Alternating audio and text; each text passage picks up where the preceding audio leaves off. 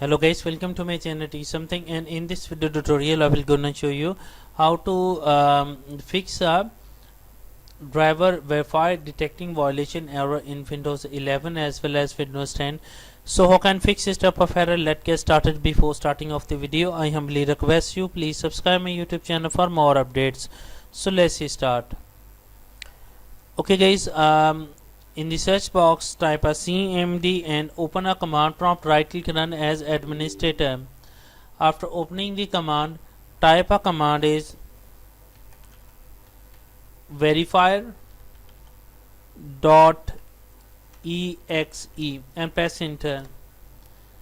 Click on the delete existing settings and click finish to continue, and after doing this step click yes to continue. When you click on next to continue, click yes to continue, click on it and type a exit,